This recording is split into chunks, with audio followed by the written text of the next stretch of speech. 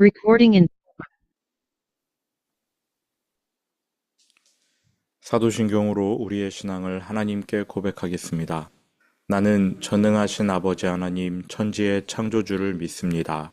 나는 그의 유일하신 아들 우리 주 예수 그리스도를 믿습니다.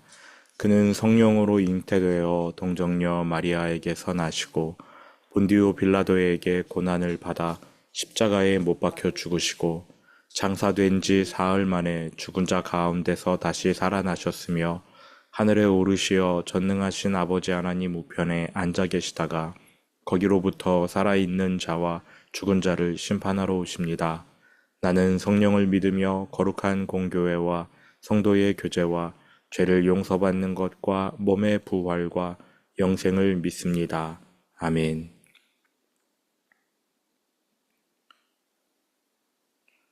하나님이 그 성 중에 계심에 성이 흔들리지 아니할 것이라. 새벽에 하나님이 도우시리로다. 아멘.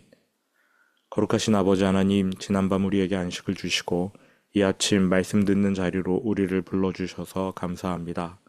새벽에 도우시는 하나님의 손길을 우리가 체험하기 원합니다. 오늘 이 새벽, 이 아침에 하나님 말씀으로 우리에게 은혜를 주시고 오늘 하루를 살아갈 힘을 허락하여 주옵소서. 이제 말씀을 듣습니다. 바르게 깨닫는 은혜 허락하여 주실 줄 믿으며 예수님 이름으로 기도합니다. 아멘. 본문은 스가랴 2장 8절부터 13절입니다. 스가랴 2장 8절에서 13절 함께 봉독하겠습니다. 만군의 여호와께서 이같이 말씀하시되 영광을 위하여 나를 너희를 노력한 여러 나라로 보내셨나니 너희를 범하는 자는 그의 눈동자를 범하는 것이라. 내가 손을 그들 위에 움직인즉 그들이 자기를 섬기던 자들에게 노략거리가 되리라 하셨나니 너희가 만군의 여호와께서 나를 보내신 줄 알리라. 여호와의 말씀에 시온에 따라 노래하고 기뻐하라. 이는 내가 와서 내 가운데에 머물 것임이라. 그날에 많은 나라가 여호와께 속하여 내 백성이 될 것이요 나는 내 가운데에 머물리라. 내가 만군의 여호와께서 나를 내게 보내신 줄 알리라. 여호와께서 장차 유다를 거룩한 땅에서 자기 소유를 삼으시고 다시 예루살렘을 택하시리니 모든 육체가 여호와 앞에서 잠잠할 것은 여호와께서 그의 거룩한 처소에서 일어나심이라 하라 하더라. 아멘.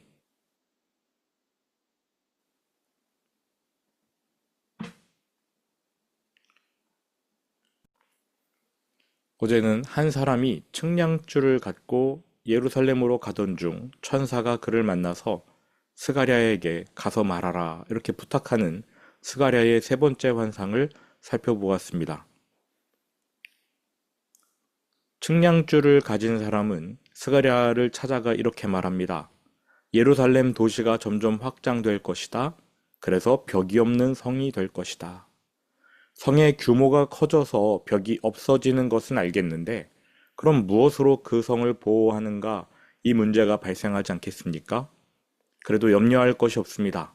하나님이 직접 불의 장벽, 불의 보호벽이 되어 주겠다고 말씀하십니다. 그러므로 예루살렘에 들어가면 안전합니다. 하나님이 함께 계심으로 그곳에서 안전함을 얻을 수 있습니다. 문제는 하나님의 백성들입니다. 유대인들이 예루살렘으로 안 가려 한다는 것이지요. 바벨론 성은 화려하고 부유하고 없는 게 없어 편한 데에 반해 예루살렘에는 있는 게 없습니다. 아무것도 없어요. 그러므로 대다수 유대인은 아직도 바벨론에 거하고 있습니다.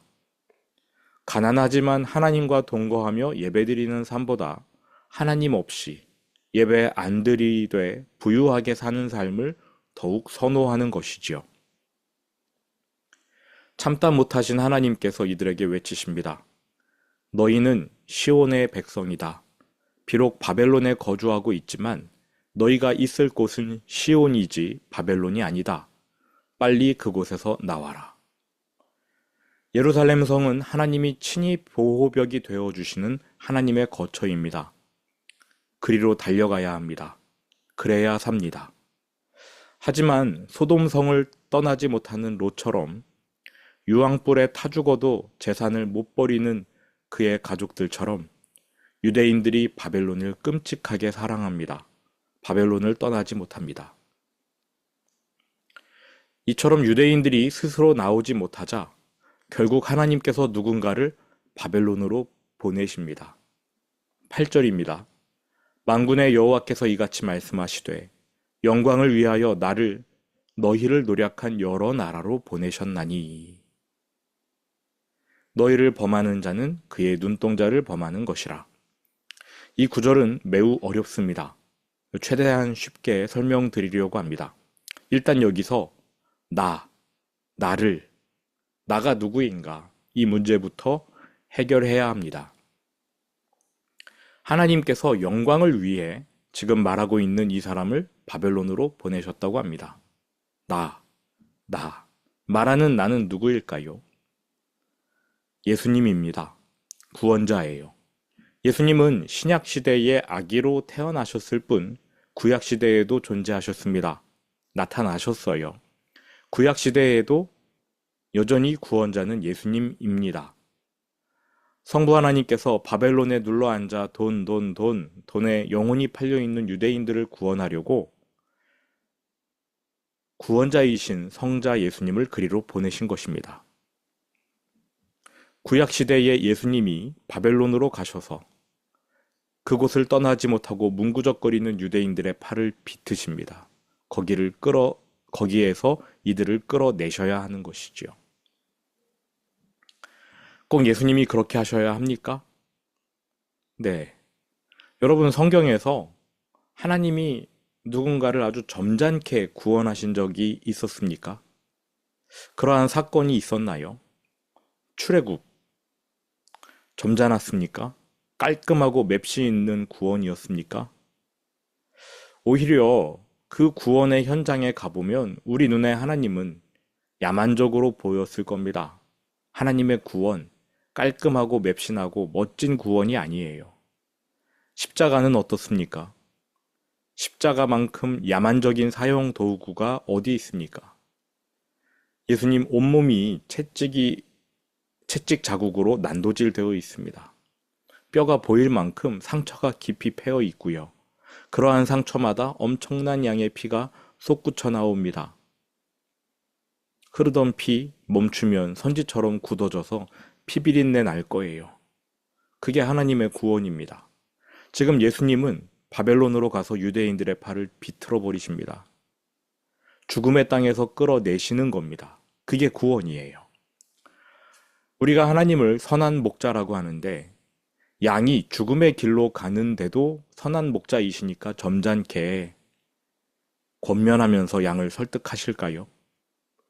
목자의 지팡이 끝이 구부러진 까닭은 어긋나가는 양의 다리를 분질러 버리기 위해서입니다. 확 낚아채서 양의 생명을 살려내는 거지요. 야만적으로 보이고 기분 나빠 보입니다. 그러나 그러한 인권 따위는 무시해버리는 게 하나님의 구원인 것 같아요. 안 그러면 죽으니까 말입니다. 예수님이 바벨론으로 가십니다. 팔을 비틀어서 데리고 오시는 겁니다. 그 다음 부분이요. 너희를 범하는 자는 그의 눈동자를 범하는 것이라. 여기서 너희는 유대인들을 말하는 거고 이스라엘 백성을 말하는 거고요. 예수님이 바벨론으로 가시면서 이렇게 말씀하십니다. 나는 지금 내 백성 구출하러 간다. 그런데 내가 내 백성 구출할 때 방해하는 자들 내가 가만두지 않을 것이다.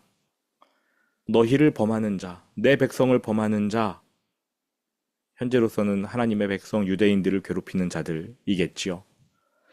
바벨론에서 지금 탈출해야 하는데 그거 방해하는 자들, 그들을 일컬어 하나님의 눈동자를 범하는 자, 이렇게 규정해 버리십니다. 하나님의 눈동자를 범하는 자. 그런데 왜 하필 눈동자일까요? 여러분 한번 생각해 보시기 바랍니다. 갑자기 어떤 물건이 야구공이라고 해보겠습니다.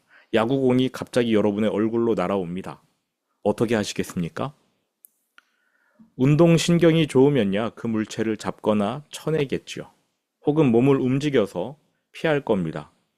하지만 일단은 눈부터 감습니다. 주먹 날아오면, 야구공 날아오면 눈을 감습니다. 주먹이 날아오는데 눈 뜨고 맞는 사람은 잘 훈련된 권투 선수 정도일 거고요. 다들 눈부터 감습니다. 왜 그렇습니까? 본능이에요. 눈을 보호하기 위해서지요. 팔로 눈을 가리기도 합니다. 눈이 소중하니까 본능적으로 보호하는 겁니다. 참고로 히브리어에서는 눈동자를 눈의 딸이라고 표현합니다. 딸. 그러니까 눈 전체 중에 이 눈동자는 딸입니다. 딸. 딸은 아버지에게 항상 연약한 존재 아닙니까? 언제나 보호의 대상이지요. 눈은 우리의 신체 중 우선순위로 보호받는 부위인데 그러한 눈 중에서도 가장 먼저 보호받는 것이 눈동자, 눈의 딸입니다. 하나님께서는 자신의 자녀를 눈동자처럼, 자기의 눈동자처럼, 자기의 눈, 그 눈 중에서 가장 먼저 보호해야 할 딸처럼 각별하게 보호하신다는 겁니다. 그러므로 하나님의 자녀를 공격하는 사람은 하나님께 어떠한 보복을 당할지 단단히 각오해야 하지 않겠습니까? 내 백성을 범하는 자, 내 눈동자를 범하는 자와 같다. 하나님께서 그 백성을 눈동자처럼 지켜주시는 겁니다. 9절입니다.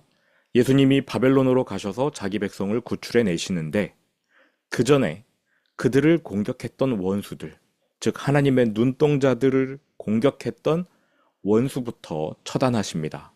9절입니다. 내가 예수님께서 손을 그들 위에 움직인즉 자기 백성을 공격한 원수들 위에 손을 움직이신즉 그들이 유대인을 공격한 자들이 자기를 섬기던 자들에게 유대인들에게 노략거리가 되리라 하셨나니 예수님께서 원수들을 보복하실 때 피해자였던 유대인을 들어 그 원수들을 치신다 이러한 뜻입니다. 전에는 바벨론을 비롯하여 열국이 유대인들을 괴롭혔지만 이제는 예수님께서 유대인을 들어 그 열국에게 원수를 갚게 하십니다. 이것은 이사야의 예언과도 같지요. 이사야 14장 2절을 제가 읽어드리겠습니다. 이스라엘 족속이 여호와의 땅에서 그들을 얻어 노비로 삼겠고 전에 자기를 사로잡던 자들을 사로잡고 자기를 압제하던 자들을 주관하리라. 예수님께서 원수를 갚으실 때 이제 유대인들이 그걸 보고서는 이것은 만군의 여호와께서 예수님을 통해 하신 일이구나 라고 알게 될 것이다. 이러한 내용이 9절입니다. 이제 10절로 내려갑니다. 여호와의 말씀에 시온에 따라 노래하고 기뻐하라. 이는 내가 와서 내 가운데에 머물 것임이라. 시온의 딸, 예루살렘의 딸, 예루살렘에 거주하는 자들을 뜻합니다. 시온에 따라 기뻐하라. 그들이 기뻐해야 할 이유는 딱 하나입니다. 예수님께서 자기 백성을 바벨론으로부터 구출하여 예루살렘으로 데려오셨기 때문에. 그래서 그렇게 예수님께 끌려와 예루살렘에 머물게 된 사람들은 기뻐해야 한다는 것입니다. 내가 너희 가운데 머물 것이니 너희는 기뻐하라. 이 구절은 단지 BC 500년에 바벨론에서 예루살렘으로 건너온 유대인들만을 위한 말씀이 아닙니다. 그리고 그 장소 역시 시온, 예루살렘에 국한되는 게 아닙니다. 이 말씀은 그림자예요. 실제로 성취된 것은 죄악의 세상으로부터 구출받아 하나님의 자녀가 되어서 교회로 모인 성도들에게서 이루어집니다. 바벨론 같은 죄악의 세상으로부터 구출받아서 예수님이 바벨론과 같은 세상에 있는 자기 백성을 팔을 빛으로 끌고 오신 거지요. 빛의 나라로, 교회로. 그래서 이 말씀은 교회로 모인 성도들에게서 성취됩니다. 예수님이 성도들 가운데 거하신다. 임마누엘. 이게 바로 10절 말씀이 성취된 결과입니다. 11절. 그날에 많은 나라가 여호와께 속하여 내 백성이 될 것이요. 그날 예수님이 십자가에 달려 돌아가시고 부활하심으로 복음이 완성되었을 때, 이제 그 복음이 온 세상에 퍼져서 수많은 이방인들이 하나님의 백성이 되는, 즉 교회의 성도가 되는 일, 11절 내용입니다. 오늘날 온 세상 수많은 사람이 하나님의 자녀가 되었지요. 이 땅의 하나님 나라 거룩한 공교회의 백성이 되었습니다. 나는 내 가운데에 머물리라. 내가 만군의 여호와께서 나를 내게 보내신 줄 알리라. 하나님의 자녀가 된 우리는 하나님께서 예수 그리스도를 이 땅에 보내신 줄 압니다. 그리고 교회로 보내셔서 예수님과 함께 성도들이 함께 살게 하신 것도 압니다. 우리 안에 성령님이 계시잖아요. 성령을 통해서 예수님이 우리와 동행하시는 거지요. 12절입니다.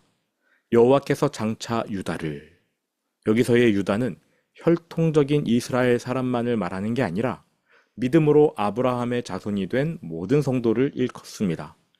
여호와께서 장차 유다를 거룩한 땅에서 자기 소유를 삼으시고 다시 예루살렘을 택하시리니, 지역적으로 예루살렘이 아니라 교회, 이 땅의 하나님 나라를 택하신다, 이러한 뜻입니다. 13절, 모든 육체가 여호와 앞에서 잠잠할 것은 여호와께서 그의 거룩한 처소에서 일어나심이니라 하라 하더라. 이처럼 스가랴 2장은 예수 그리스도의 구원 사역을 보여주고 있습니다. 그를 믿어 구원받은 온 세상 성도의 모임, 즉 교회를 예언하고 있는 것입니다. 그러면 2장 전체는 교회에서, 성도들의 삶에서 성취된 말씀이라고 볼 수 있겠죠. 예루살렘 성이 벽이 없는, 점점 확장되는 도시가 됩니다. 하나님 나라가 커지는 것을 보여주고 있습니다. 하나님 나라의 백성이 되는 성도의 수가 점점 많아지는 것을 보여주는 것이지요. 그리고 그 하나님 나라의 교회에 예수님께서 직접 불의 장벽이 되어 주십니다. 성도들의 삶을 지켜 보호해 주십니다. 그 옛날 성막에 불기둥이 내려와 밤에 그 모든 백성을 보호해 주신 것처럼 하나님께서 동행하시며 불의 장벽이 되어 주신다는 것입니다.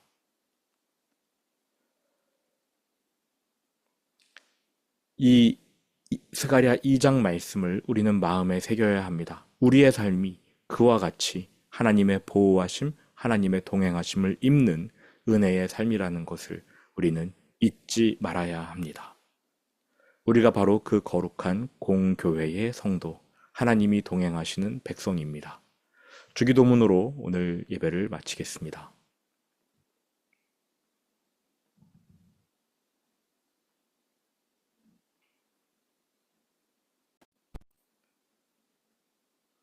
하늘에 계신 우리 아버지, 아버지의 이름을 거룩하게 하시며 아버지의 나라가 오게 하시며 아버지의 뜻이 하늘에서와 같이 땅에서도 이루어지게 하소서.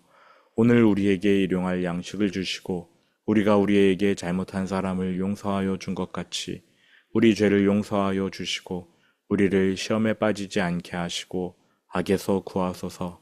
나라와 권능과 영광이 영원히 아버지의 것입니다. 아멘.